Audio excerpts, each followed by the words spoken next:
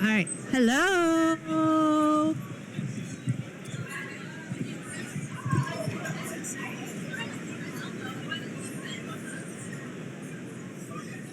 All right. Hi, everyone. It is wonderful to see you all here in a packed room. So welcome back for the semester. It's always really exciting to have everyone back in the first lecture of the semester.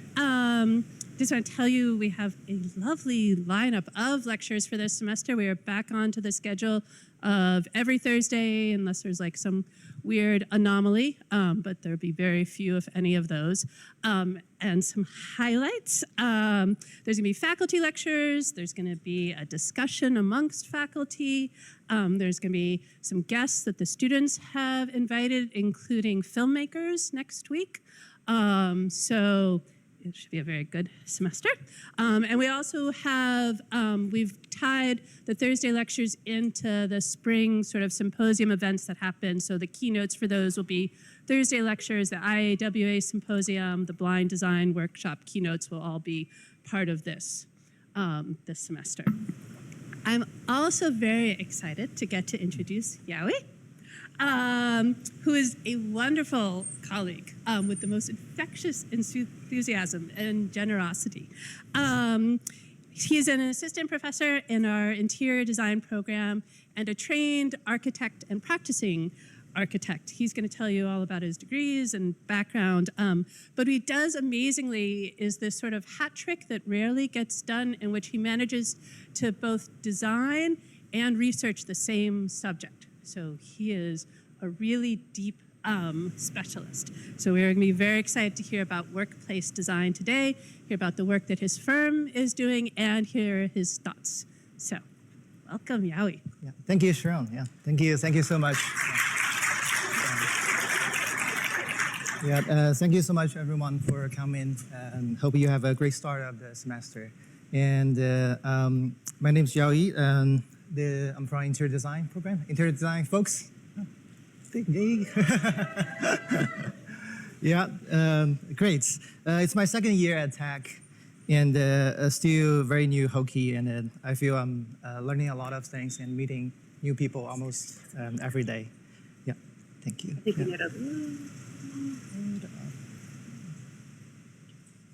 Thank you. Yeah, awesome.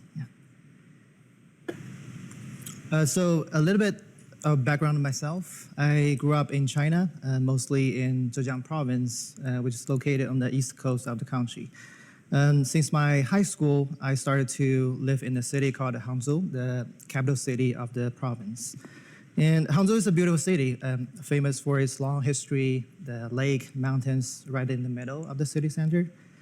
In the past 30 years, it became the center for e-commerce in China. It was one of the fastest growing cities. The population just reached 12 million this year. Hundreds of high-rise buildings have been built. But the good thing is that a lot of old neighborhoods have been preserved and renovated.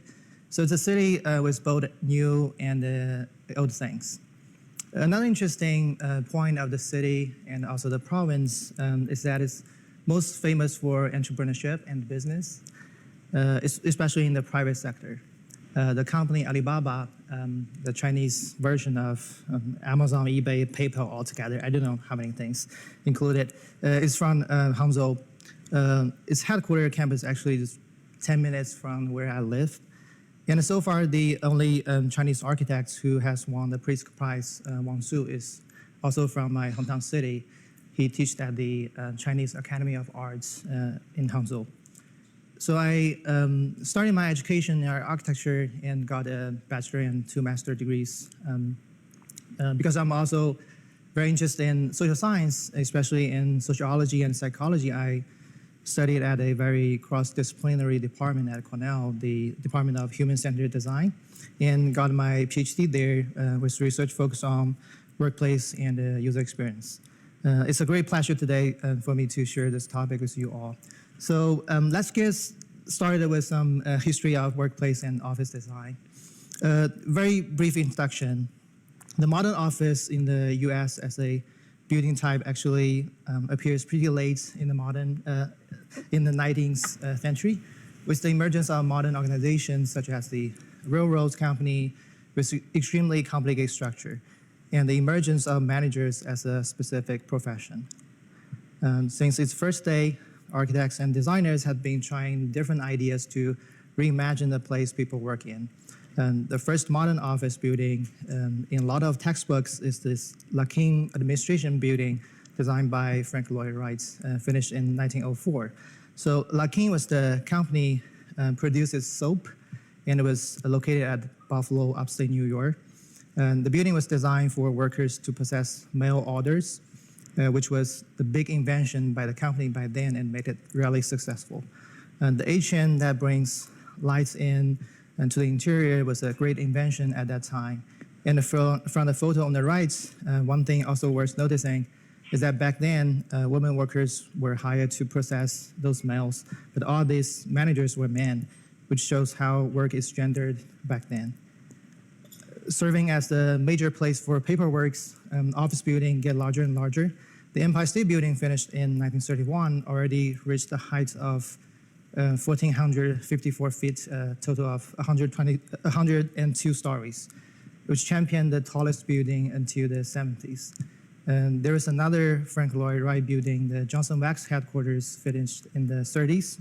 It continues the Wright design of bringing natural light into the space and experimenting with the mushroom structure really made the space feel open and unique.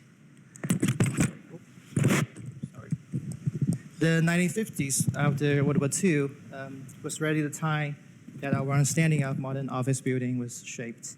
The Lever House building, designed by Gordon Bonshaft and Natalie Deploys from SOM, was very influential at that time. The ground floor contains a courtyard and a public space that you can see the connection between inside and outside through the landscape. For office outside of city centers, the Connecticut General Life Insurance Building is a very important early example of suburban and office complex. It was one of the earliest to introduce complicated amenities such as full-service cafeteria, car washes, after-hour programs that serve the work's daily life in suburbs.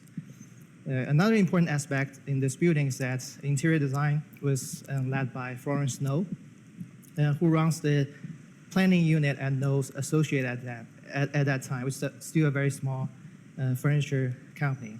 The photo on the lower right shows the young Florence Snow introducing the interior planning to the leadership of the company. Great ideas of office buildings just kept coming up in the 60s.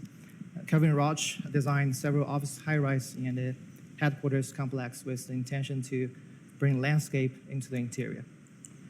Another important thing that happened in the 60s was the furniture manufacturer, such as Herman Miller, started to explore new furniture design to support workers' various activities in office. Led by George Nelson and an engineer called Robert Probst, Herman Miller designed the Action Office series based on extensive user studies in lab environments, which was one of the earliest practice. And the Action Office really became successful and changed Herman Miller from a very small furniture company to an international well-known manufacturer. In the 70s, several office buildings were already very experimental with both structure and programs. The Willis building, designed by Foster and Partners, used a freeform, plan, curved glass curtain wall, continuous escalators in a 3-story structure, just like a shopping mall today, and offered a swimming pool, rooftop restaurants, and gardens to the employees in this insurance company. And in the 1980s, really became the peak time for scholars in the field of management and organizational behavior to study workplace. Several scholars, such as Frank Duffy, Fritz Seal from MIT, and Franklin Becker, the former director of my previous department, published keystone books and established the field of corporate real estate and facility management, which explore how workplace can better be designed and managed to help organizations and individuals work and grow. And coming to the 90s, things start gets a little bit more crazy. With the dot-com companies thriving in Silicon Valley, a couple of designers in the West Coast reshaped the office design again, which finally formed our imagination of all this craziness and happening at the tech companies nowadays. And Clive Wilkinson was one of these pioneers. He studied architecture at AA and worked briefly for Frank Gehry and established his own studio in 1991 and designed this headquarter building for a big advertising agency called TBWA Tri-Day. And Frank Gehry also designed an earlier project for this company, and the binoculars building, which has the big telescope in front of the building. And the whole building was transformed from the empty warehouse in LA into a place where open office coexist with a basketball court and then the main street in the middle. And he was then commissioned to design the first Google headquarters in 2005, the Google Complex, and really took off and kept designing for tech firms since then. But all this precedents in the past rendered the impression of workplace design kind of playful, daring, and creative in some ways.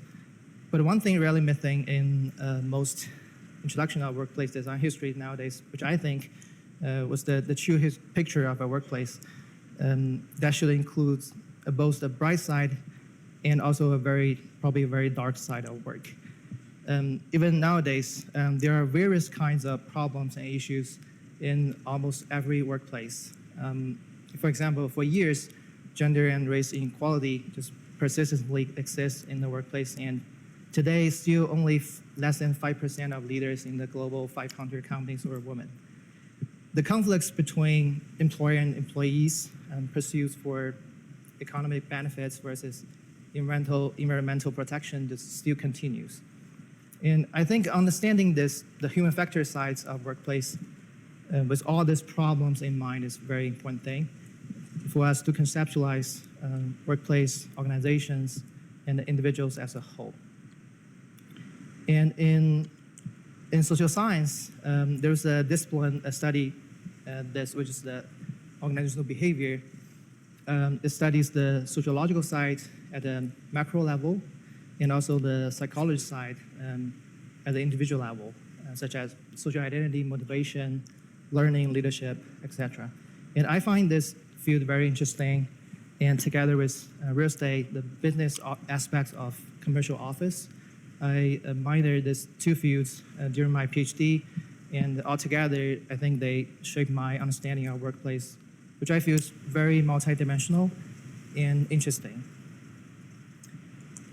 And for the research I did so far, I focused on study how the work environment affects users' perception, behavior, the way they communicate in both large organizations and a small-sized office, such as co-working. And in my understanding, both large and small organizations have their own issues and challenges. And the workplace, in most cases, as the second largest expenses for most organizations, has many aspects associated with their daily operation and development. Recently, I became really interested in a slightly different topic, the industrial parks in China, and this is the topic I want to talk about today. So in China, industrial park is a very broad term that describes the area planned for the purpose of industrial developments.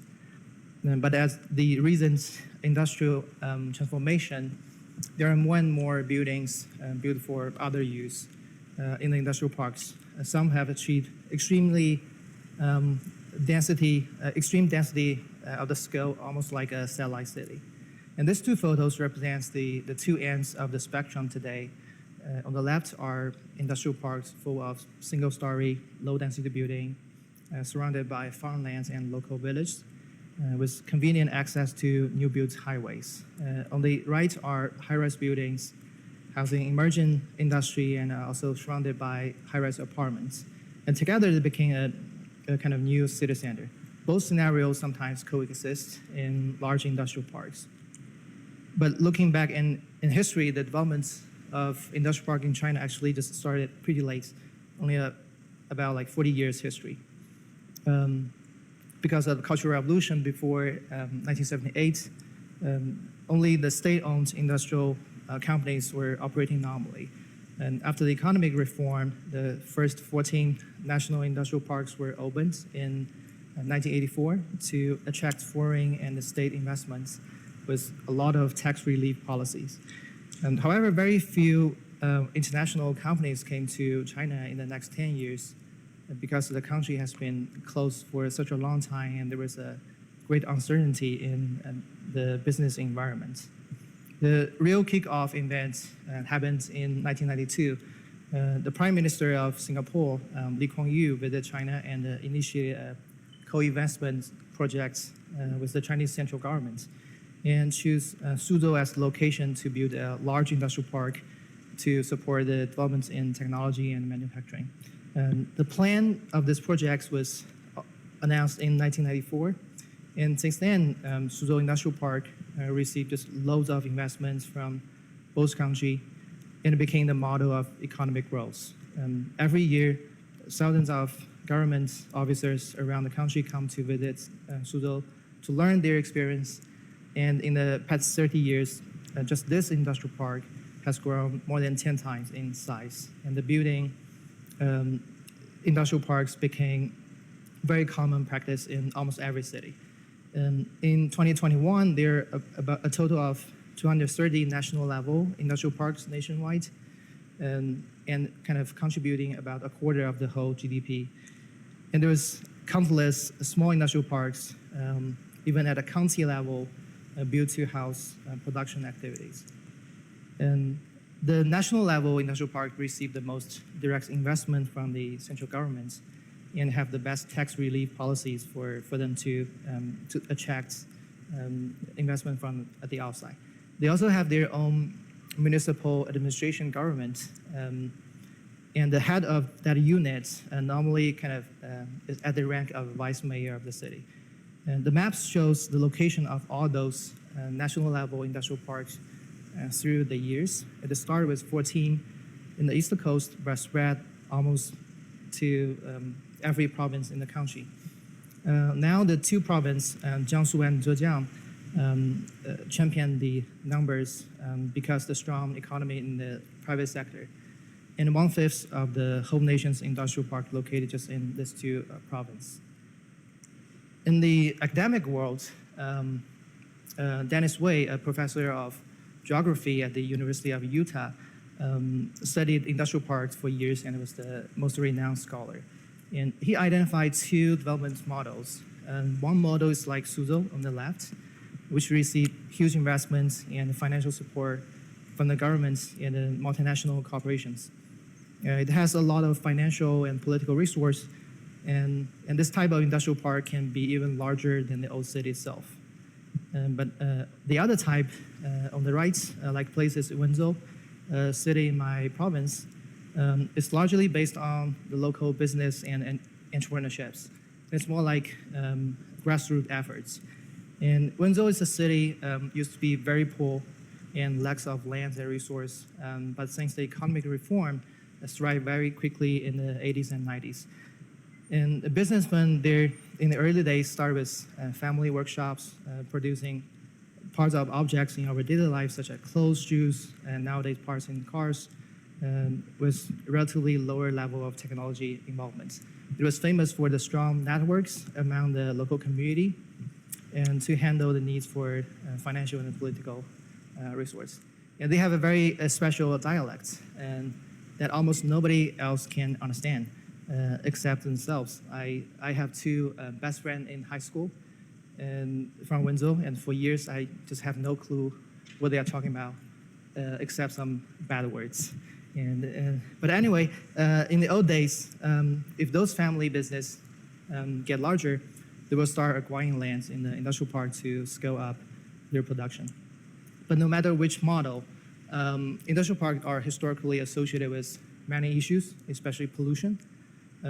Although environmental protection laws have been reinforced in recent years and a lot of non-environmental friendly practice have been stopped, like many electrical plants based on coal have been demolished today. The public still holds the impression that such areas um, as a kind of place full of pollution. And that's why most industrial parks have their own spatial boundaries and municipal administration distant from the city. Sometimes can be very far away, and it was only planned for work.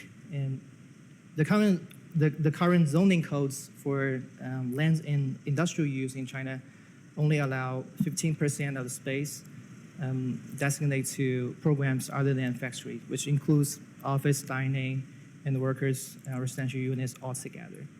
And this work-only planning eventually create two dramatic built environments. And also the understanding of industrial park is only kind of designed for work only, still dominates the design communities in China. Projects in industrial park have not gotten too much attention from the major design institution until very recent years. But with the recent industrial upgrading and transformation, and more newly established companies in the light industry, such as technology companies, start to move into industrial parks. And these companies, they do not have traditional heavy production, but much more focused on research and innovation.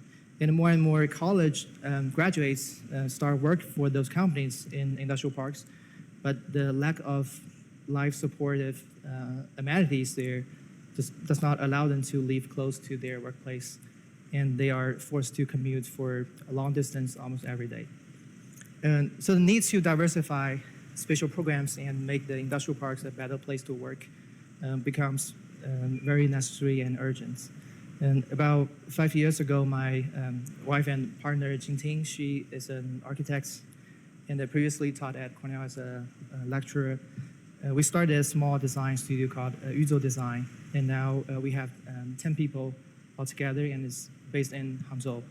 And we were very fortunate to be commissioned to design several workplace projects in those industrial parks. The first project I'd like to introduce the Weizing headquarters office at Wuxi City, and it was completed in 2020. So Weizing is a technology company just founded in 2015, just 8 years ago, through a partnership between an engineering professor at the Chinese Academy of Science and a local family business-oriented kind of company, like originally making electronic scooters. And this young company specialized in making logistics automation system. And their most successful product is the automatic sorting system, which you can see from the lower left image. That sorts package automatically with extremely high speed. And today, their products were sold to companies in China, Europe, India, and Southeast Asia, and just established their LA branch. And in 2016, they acquired a piece of land at Wuxi Industrial Park to build their first manufacturing base. Just like many other new builds industrial projects, the site is located at the edge of the city, adjacent to a more developed manufacturing area, surrounded by farmlands back then. When they reached out to us to design the office building, the original planning of the campus was done by another local design firm, and 5 manufacturing buildings has already been built. So the previous site plan, the diagram showing that is here, it has 5 different factory buildings, an office on the left, and a kind of dining hall down and on the south. And it takes about 5 minutes to walk. And we think this plan is definitely not ideal in our understanding, at least in my understanding, like food is so important. And it also allows opportunities for informal gatherings and creates a sense of community when you dine together. And so we suggest relocating the dining hall closer to the office building. And also by doing this, workers in the factories will be able to have lunch in the space next to the office, and to alleviate the feeling that office building is solely designed for one group of people and not the others. And we started with 2 very simple forms representing the office and dining hall, and proposed to connect the 2 buildings and provide a a flow between the two spaces. And responding to the site, there's a river on the east side, and we propose the form, as you see in the last diagram, with the rooftop garden access the river view. So the new plan also created a courtyard between the office and dining hall as an entrance space. And the main entrance of the building is expressed through the cuts on the massing on the ground floor that creates a natural guidance. And for the office interior, two double high space were placed on the first and fourth floors to allow better visibility across the different levels. And the courtyard space between the dining hall and the office also creates an opportunity to allocate other public-oriented programs such as showrooms, conference rooms, and a small retail space to make them more accessible. And through multiple rounds of discussion with their human resource team, the floor plan is decided to be a team-based layout such that each team has its own enclosed space. The reason for this is that departments can better manage information security, which is something like we learned very important for tech firms. And this is how the building looks like at the campus entrance during the day and across the river at night. And look from the courtyard, the exterior is designed to highlight the contrast between solid stone and glass curtain wall. And we used the orange aluminum panels with random placement to provide the glass box kind of identity. There's another view of the building looking from the east side. And the rooftop gardens provide outdoor space for people to hang around in casual meetings. These two photos show the building's entrance, the double high space, and the staircase also serves as a core for vertical circulation and curious encounters between people working at different levels. The skylight on the roof lights up the space across the fourth and fifth floor. And this is my favorite photo, the dining hall in the morning. And it's located on the other side of the complex. The pitched roof, skylight, and the double high space is designed to make the space feel more relaxed and comfortable. And this is the first floor and dining hall during lunchtime. The manufacturing and team and engineers all come here to have lunch. And the dining hall serves all workers on the campus. The next project is commissioned by the same client. Right now it's under construction. 3 years ago, they acquired another piece of land on the east side of the campus. At this time, they want to build a manufacturing space with a larger footprint to accommodate their production lines and more space for research labs with easy access to manufacturing spaces. So another big challenge for the previous campus plan done by the other design firm is the lack of outdoor amenities. A lot of space next to the river was built as parking lots, and there were not too many options for people to walk around on the campus. So this project was a chance for us to propose something more fun, like outside of work. The idea was very simple. It's a 4-story building, and we started with simple volume, covering the maximum amount of space in the lot, and for manufacturing needs, but really take the roof and top floor as the opportunity to reshape the landscape of the whole campus to provide places for outdoor activities. And we call it a park within reach, a place that can be easily accessed for walking trails, playgrounds, outdoor sports, gym, and a cafe.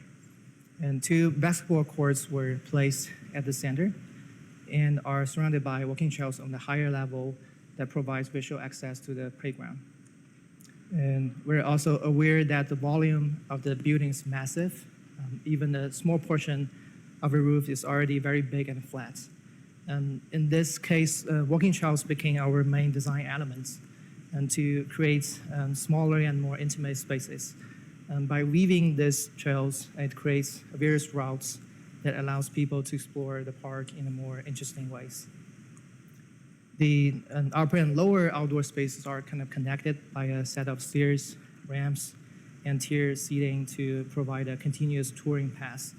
And we also cut openings on the rooftops and create courtyards on the lower level and to introduce light and air into the space and down below, which connects the kind of smaller space such as office and research labs. The facade of the building was treated in a very simple manner. A large curtain wall was placed facing the corner of the street as a window for showing what's happening inside, and an outdoor staircase is provided at the cells to give more options for people accessing the roof besides taking the elevator and stairs in the building. So now the structure and curtain wall construction is almost finished. And this view is looking at the basketball court, and you can, on the upright image, you can see the gym on the left and the kind of seating on the right.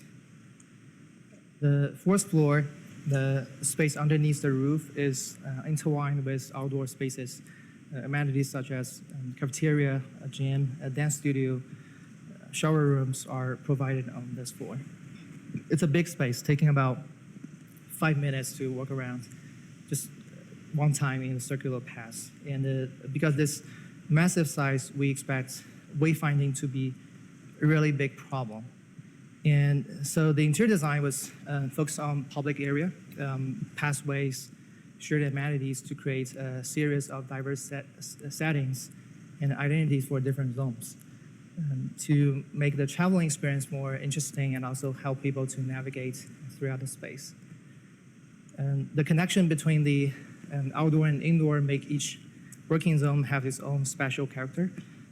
Elements on the ceiling and flooring were designed to emphasize the continuity of the travel paths and also as a way to echo the walking trails on the roof.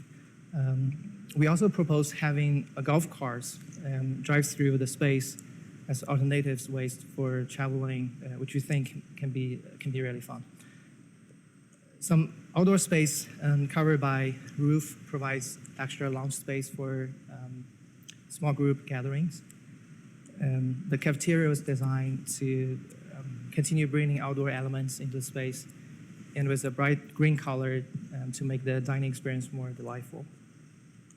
And the corridor next to the basketball court was designed to be more enclosed to provide better soundproofing, and also different sports-related elements were placed in this tunnel to make each entrance of the office space slightly more unique.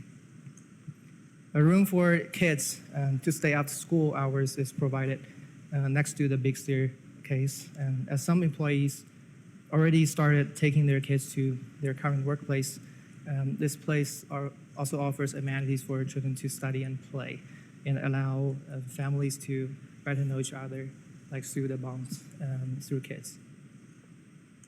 And my colleague just visited the site last week, and although there are still tons of problems on site, like a lot of headaches, some major design features have started to be more explicit.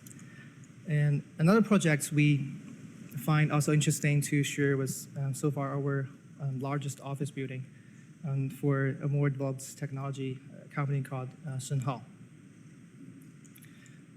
Like the previous project, the site is located far away from the city and a newly established small industrial park, and was located on the edge of this area. So the company has about 20 years history funded by an engineer producing small electronic parts in the past, and it stays very small until about 10 years ago, switching to developed robots working in extreme conditions. And after that, kind of really strive and take off. And the most successful products is this robot that reads meters and monitors the equipment's condition in electronic substations. They used to be done by workers going through the substation sites to identify issues there. And sometimes in the summer, the temperature just get extremely high, and that work is not fun and humane at all. So this is a very interesting robot. It walks around the site, reads the meters and turn around and keep moving. and it's able to go to its own charging station to get charged and come out again. And so we visited this testing site before the COVID, which locates on the roof of their office building at that time. And we were just very amazed by the experience of seeing this robot come across to you and handle the work just so seriously. And another interesting thing is that the testing site was constructed to mimic various kinds of outdoor conditions so that the engineers can monitor how the robot is doing, and when it goes over the like pebble stones, encounter obstacles, or is poured by rain. And also by talking to the leadership, one thing we identify is that the company has reached a point that really wants to let the public know more about what they are, what they do, who they are, and want to initiate more collaboration with the outside. So that reminds us of something like we feel is an interesting phenomenon. When we talk about a large organization, except those always occupy media's kind of cover page, most of us have no idea what those big companies really looks like. And that makes them feel really mysterious. And the same thing applies to this project. The connection between the organization and its local community is really necessary.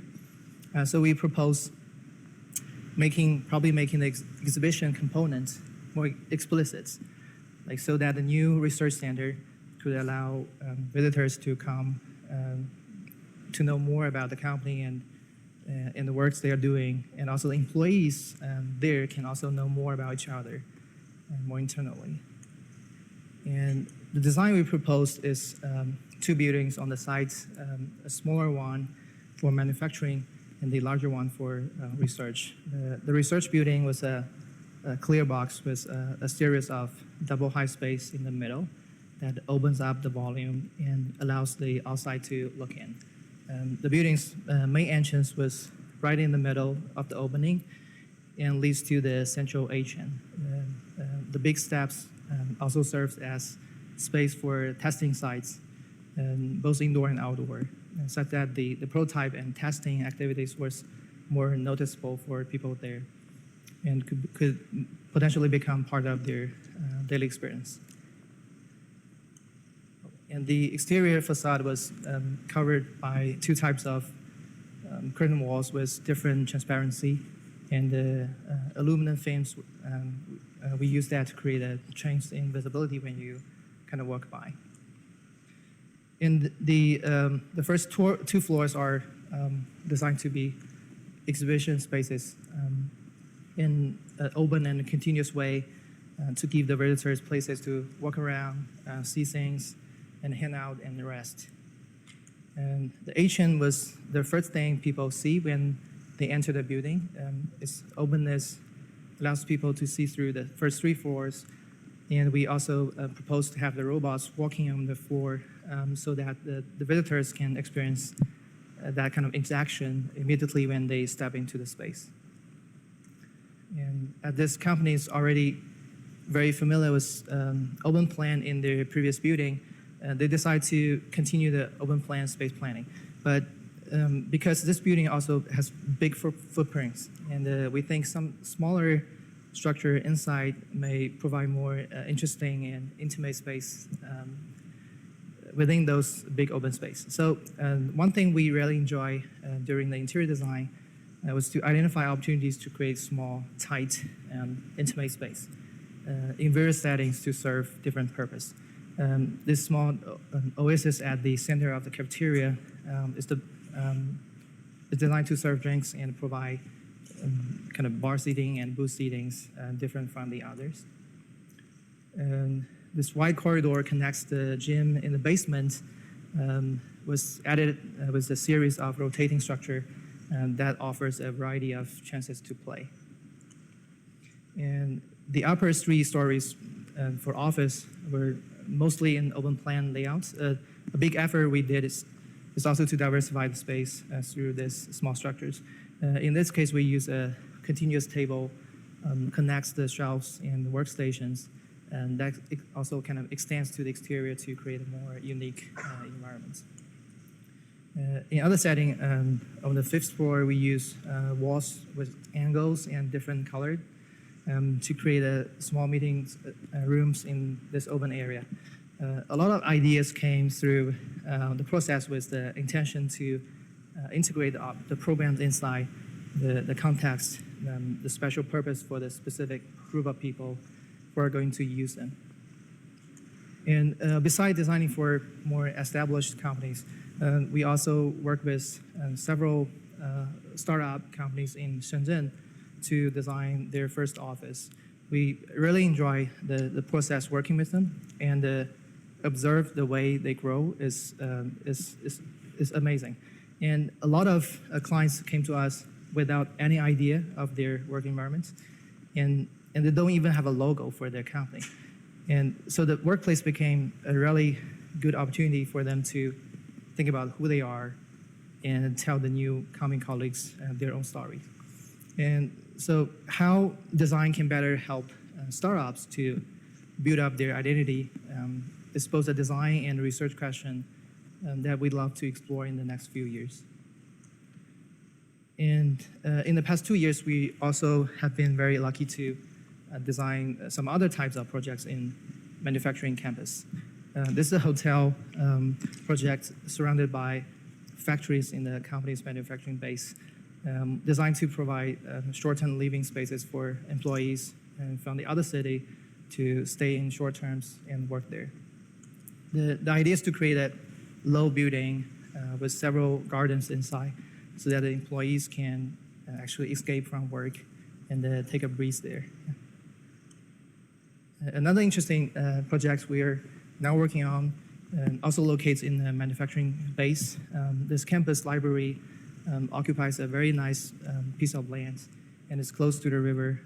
It was proposed to serve the workers living on the campus and provide space to get together with family or a couple of friends or just be there alone, have some alone time. And so the idea is to create all these small boxes facing the woods, and so that people who book the space can feel quietness and intimacy from the small space. And that's a big introduction, a very brief introduction about the projects our studio worked on in the past several years. And our clients so far are mostly company in the private sector just moving into industrial parks. And we really enjoy working with all of them, no matter how small or large they are.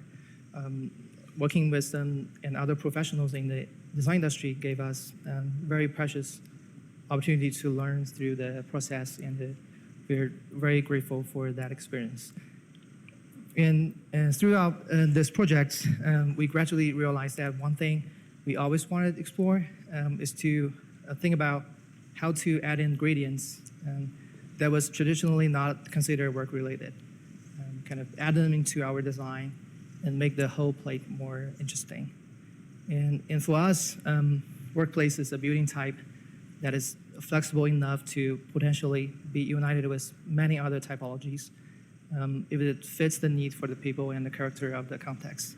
And our goal is to make a work environment more enjoyable for everyone, and a lot of interesting things can still be explored and tested. It all starts with our definition of work in the specific context today, and how we imagine the way we work in the near future. And I hope you find it interesting. Thank you.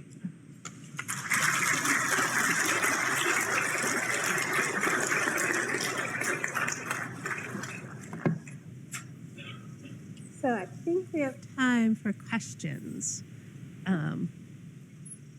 I will bring the mic around, or I will ask a student to bring the mic around. Questions?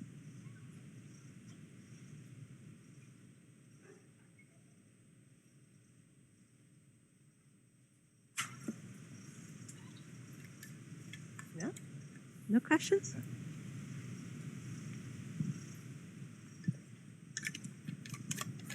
Thanks for the presentation. I'm curious as to how COVID has impacted the workspace design, since a lot of jobs went remote, and sent people home.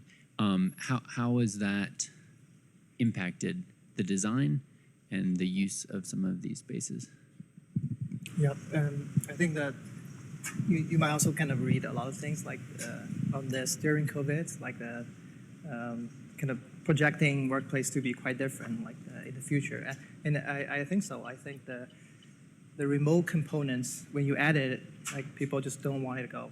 It's kind of stays there, and always want to have that kind of opportunity to work remote. So that makes workplace, I think nowadays, a little bit different in terms of the goal, like what kind of activity people doing there. Like, from my understanding, it becomes more for gathering space, and also depends on culture. Different culture, for example, in China, like I don't think COVID has too much kind of thing, too much power changing the way we work there.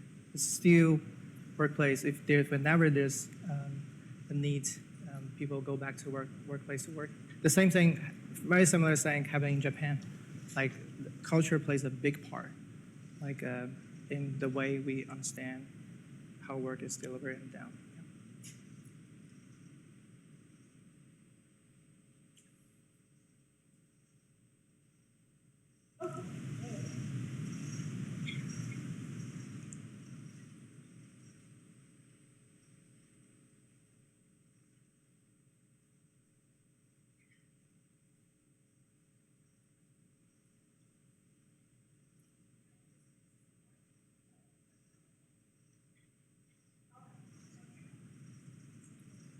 Hello?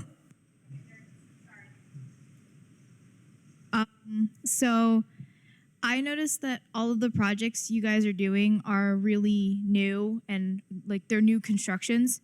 So, because these industrial parks have to have these new buildings built. But I was wondering how you would approach reworking something that like is a previously existing building into a workspace under your principles. I think that's a great aspect. It's definitely something we really interested in doing. Like it's way more sustainable. Like the have existing, utilize that, and instead of kind of building new. And we have one project, kind of changing the previous factory into a showroom. But that one actually, because the space is way too big, it didn't really work out too well. But it's something like we always want to try when there is an opportunity. But I think that's also a very important thing, kind of opportunity like interior design and architecture can meet together and work things out. And we call it adaptive reuse development nowadays. It's a term that I really like. Yeah. Thank you.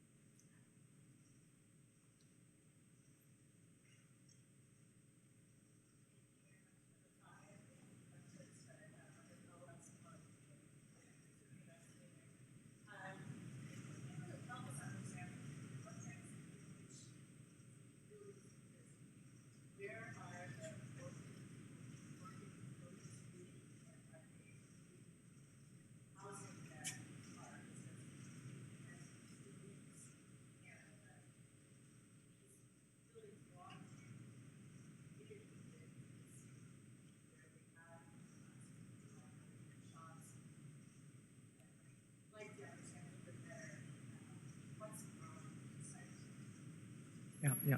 Thank you, Aki. For the three technology company projects, all the workers they actually work in this. They live in the city. They have to travel about half an hour to the site and stay there probably starting kind of 8 in the morning or 9 in the morning, and all the way down to 6, sometimes even longer. Because overworking right now is a huge problem in China, and it has very long history and also like a very complicated issue. Like, although like we have a very good labor law, like protecting our work, but still like people just cannot reinforce that. Like, but the thing is, so that's kind of the context, like for young college and the new technology companies, most of the workers still live in the city and travel to work and stay there about 10 hours or 8 hours a day. But in a different context, on the manufacturing campus, we do have workers' residential units, and in different kind of units formats. Some are designed for family, some designed for kind of a two-person room, or some are kind of studio like that. And one project for this one, like the one on the back, like that one was like the residential units, like on the manufacturing campus. Like we were also involved with that.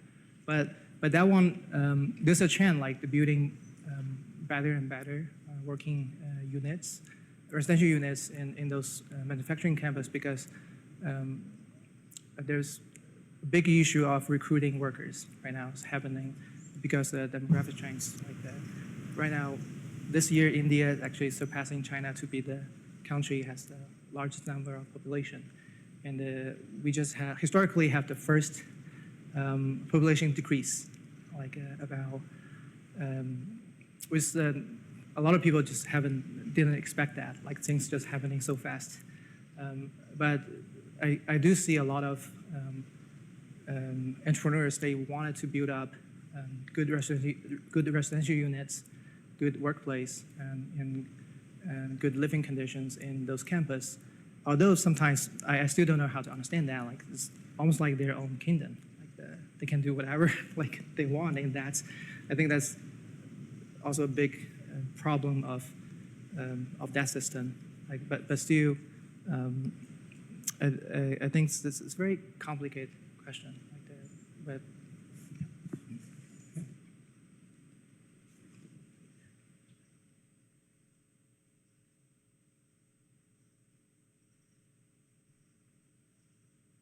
Yaoyi, thank you very much. You took us onto a construction site and you said, oh my God, there's lots of problems.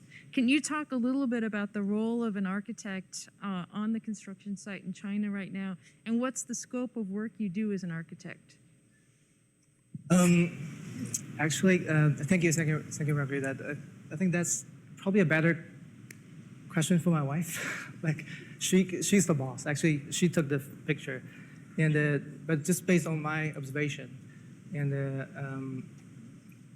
I think there's always obstacles and headaches on construction sites. But there's so many process, like the initial idea is just idea. Like when you put into action. In our case, we didn't do the construction documentation. That part has to be done by a local design institution so that they can sign a seal, and that part also kind of get reviewed by a third-party company, and then finally they can apply for permits, right? And during that, a lot of things is changing, right? So as kind of architect or designer, you have to really stay tuned and spend a lot of efforts in coordinations. And after that goes to construction site, and a lot of interesting things happened. Like sometimes the contractor is, for example, starting from the budget control. Like maybe the client find is kind of too expensive. They cut a lot of budgets, and sometimes you have to do adjustments. And then like goes to the contracts. It really depends on general contracts if they are responsible or not. And we have encountered a couple of general contractor who's not really responsible, and they stop in the middle, and actually the client has to find another one to continue. And a lot of things, as an architect or designer, you have to step out and actually think for them to think about how things continue. Like otherwise, just stay there. But to your question, the role, I think design, like especially schematic design, for the role of probably only accounts a very small portion. I think, from my understanding, a large portion is kind of design developments, construction documentation, and site management, and also like you look into materials, like a lot of things, really tiny and detailed things, all handled. It's a very difficult job, and the lesson I learned is really need to be patient. Like experience, is so precious, and just, maybe like keep doing and being patient is the key. Yeah.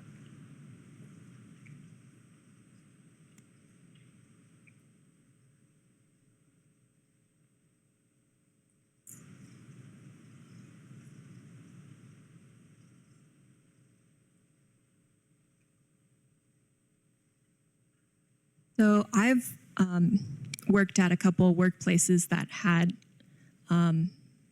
resting rooms / crying rooms, and like basically private spaces for employees to take a break from being in a more open office space.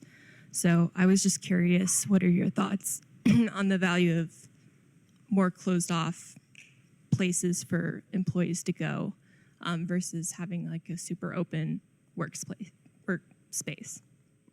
Yeah, thank you.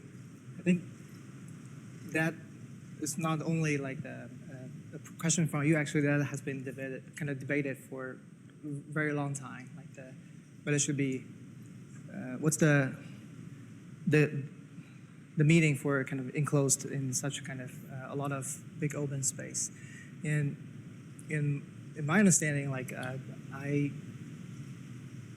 really depends on the probably best answer now I can think about is depends on the users, like the what kind of thing they really need, and there's no kind of one thing fits for all solution. But I think it really depends on who they are and what kind of things they need. Like for a lot of engineers, they have deadlines, they have this things pretty stressful. I think that makes sense to have one, but just be careful. Like if you close someone else, kind of lock somebody into the room, and that kind of things, because you have to figure out a way to prevent that happening.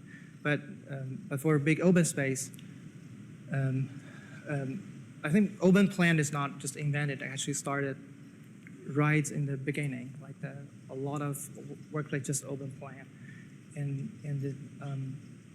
when you think about it nowadays,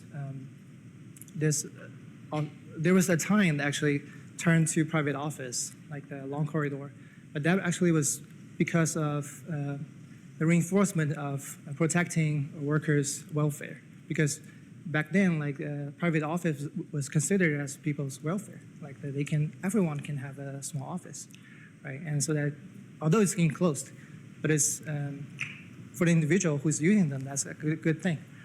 But then, like now, there's a huge trend, like turn back to open plan. One large reason is for saving cost. Like more people can be accommodated in that space, but there's no. I really don't think this kind of the best solution. It really depends on who the space serves.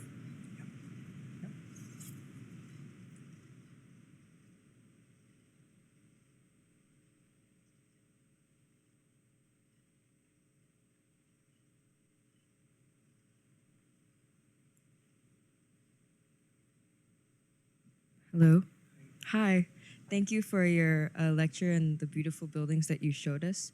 I'm interested in what you think with your background in human behavioral studies as well as design, what you think about the social protest in China called Tangping, or known as called laying flat in Western media. Is that something that will affect the future of workplace design?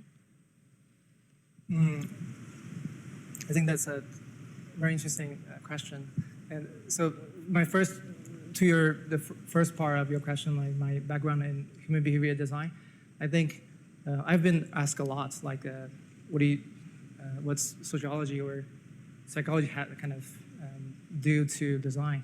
I think to a lot of extents, just my personal understanding, like I think that helps you to understand people, not necessarily directly like, kind of help you do design.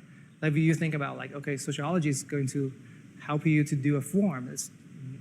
I don't really think that makes sense. Like, but it really helps you to understand like what's the meaning of the design is like for this specific context or specific people. Like the thinking, help with analytical skills. I think that part is very helpful. And the second question, the right now again like the young people in China is having a very, very difficult time. It's the job market is really bad. Like very difficult to find jobs. Things already happened probably in South Korea like many years ago, but I think that part definitely is already changing. Is thinking about how design can better serve people across generations, like different in investment, there's always survey trying to identify kind of difference between different generations, like the millennials, like Generation Z, like something like that. But I think that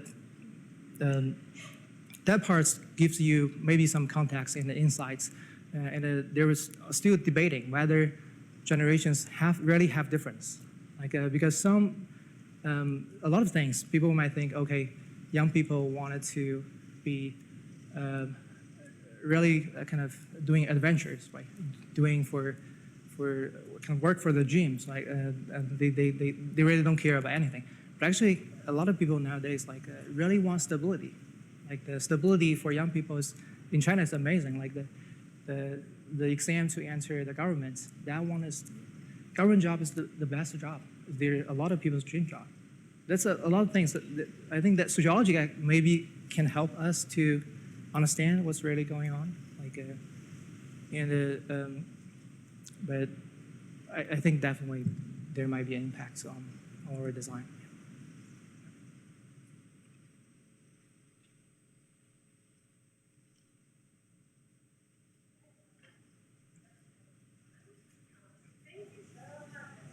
Yeah, thank you. Thank you.